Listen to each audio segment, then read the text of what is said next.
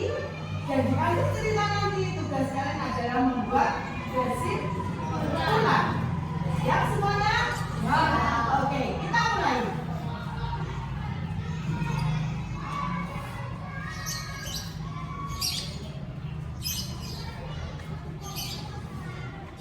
Oke, kalian lihat di sini. Di tangan buku ini ada sebuah buku tentang cerita rakyat dari Riau. Kalian bisa melihat bukunya? Oke. Apa judul buku ini? Putri Manggang Linau. Oke. Judul buku ini adalah Putri Manggang Linau. Buku ini ditulis oleh Dinda K. Dan gambar-gambar yang ada di buku ini dibuat atau digambar oleh Lini W. Kalian siap untuk mendengarkan? Siap. Oke, kita mulai.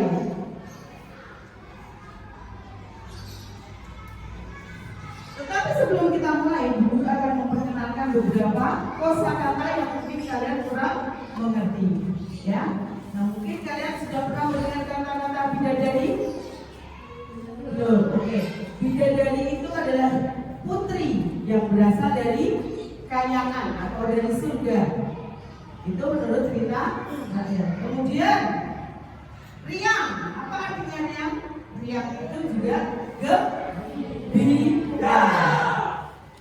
Selendang, apa arti selendang? Selendang adalah selembar kain panjang yang biasanya digunakan untuk melengkapi busana atau melengkapi pakaian. Itu selendang. Ya, mungkin itu ada beberapa kosakata yang mungkin kalian belum mengetahui artinya. Sekarang kita mulai ya. Putri Manggang Linau. 7 bidadari cantik turun ke bumi. Mereka hendak menikmati alam bumi yang indah. Namun perjalanan mereka dihadang oleh seekor ular besar. Tolong! Teriak mereka ketakutan. Tak jauh dari situ, seorang pemuda bernama Bujang Elok sedang mencari kayu bakar. Mendengar teriakan para bidadari, Bujang Elok pun berlari. Dengan kapaknya, Bujang Elok berhasil membunuh ular tersebut.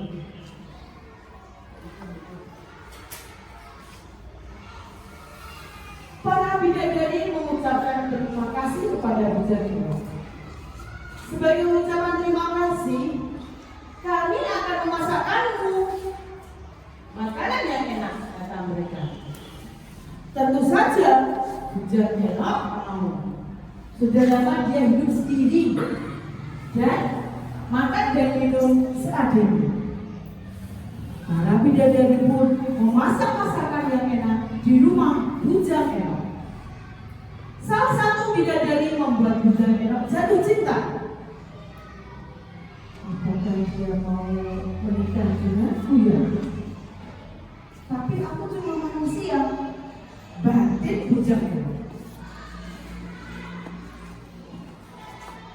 Setelah makanan siang, para bidadari pun berpamitan. Mereka mengambil selendang masing-masing yang ditaruh di bilah bambu di depan itu. Tiba-tiba selendangku hilang, teriak bidadari singa.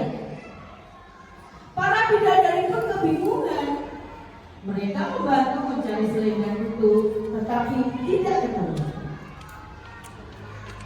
Maaf dulu, kami tidak bisa menunggu kamu. Kami harus pulang. Para bidadari pun meninggalkan bidadari singa. Bidadari singa terus menangis. Bujang Elok jadi kasihan. Dia pun keluar rumah mencari selendang itu.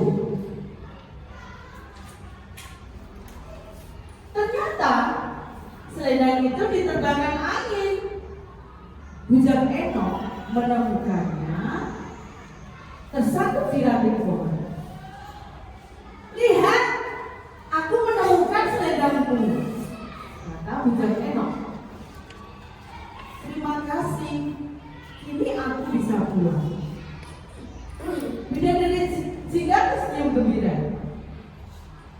Bujang Enok menghilangkan bidadari Jika.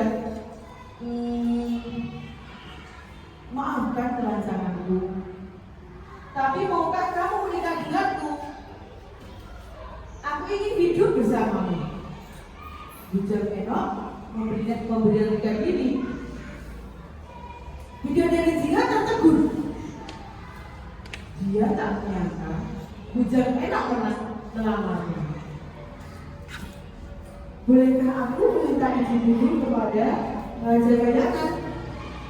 Jika beliau mengizinkan, besok aku akan kembali.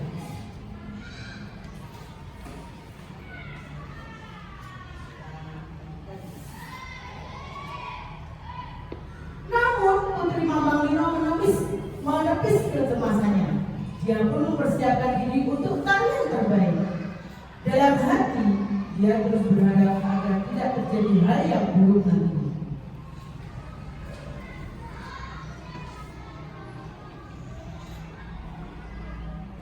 Tiba saatnya acara tarian. Para wanita bersiap untuk menari meskipun cemas. Bujang Enok menyemangati istrinya. Menarilah demi aku dan demi penduduk desa kita. Musik mulai terdengar. Putri Mambanglino menari dengan gembira. Semua orang terpana melihat kelulusannya, termasuk Bujang Enok. Baru sekali ini dia melihat istrinya menari.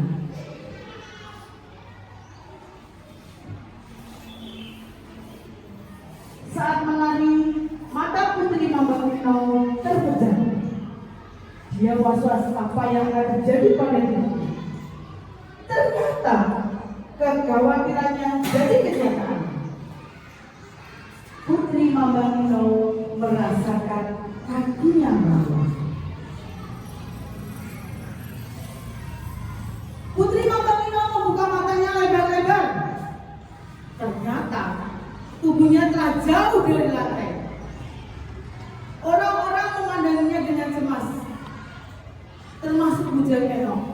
Istriku, oh istriku, jangan pergi, teriak Bujang Enok. Bagaimana tadi Bujang Enok berteriak? Istriku, oh istriku, jangan pergi. Putri Mambanglino berusaha menjejakkan kaki ke tanah. Tapi semakin dia berusaha, semakin tinggi pula ia melayang. Tubuh Putri Mambanglino menembus awan. Dari kejauhan, dia hanya bisa melambaikan tangan kepada suaminya sebagai tanda perpisahan.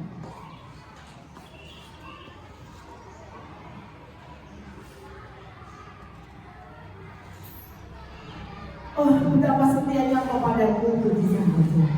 Aku harus membalas kesetiaanmu. Raja lalu mengangkat Bujang Enok sebagai penasihat istana. Sampai akhir hayatnya, Bujang Enok pun tinggal di istana dan mengabdikan diri pada raja dan rakyatnya. Nah, demikian tadi cerita yang sudah dibacakan oleh Bu Guru. Di akhir cerita ada sebuah pesan moral yang bisa kita jadikan teladan, bisa kita jadikan contoh. Apa pesan moral yang bisa kita dapatkan? Kalian, pesan moral dari buku ini adalah jika punya janji, tepatilah. Jika tak sanggup menepatinya, jangan berjanji. Pikirkanlah baik-baik sebelum kamu berjanji kepada orang lain. Oke, sekali lagi. Kalau berjanji harus apa? Tepati. Kalau kira-kira tidak bisa menepati, maka jangan berjanji. Oke.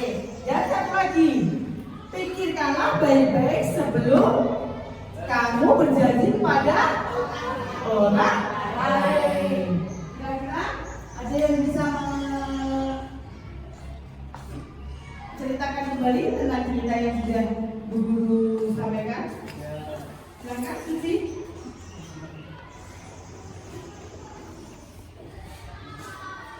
Nah, Suci akan menceritakan tentang pesan moral yang sudah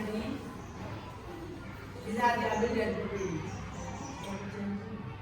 Jika berjanji, maka tepatilah. Jika tidak bisa berjanji, jika tidak bisa menepati, maka jangan berjanji. Pikirkanlah sesuai baik-baik sebelum berjanji. Oke, siapa yang bisa memberi kesimpulan lain selain Suci? Oke, Zaki silakan duduk. Zaki silakan maju.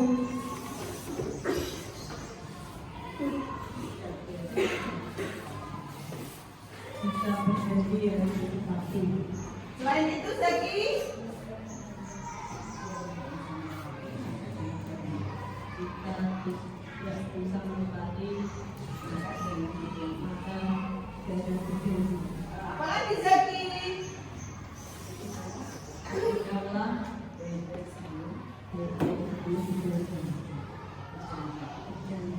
Oke, terima kasih, tepuk tangan untuk kita semuanya.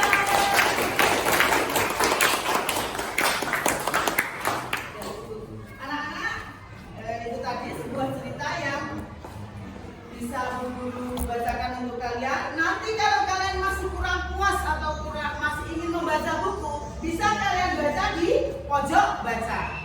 Demikian akhir kata, wassalamualaikum warahmatullahi wabarakatuh.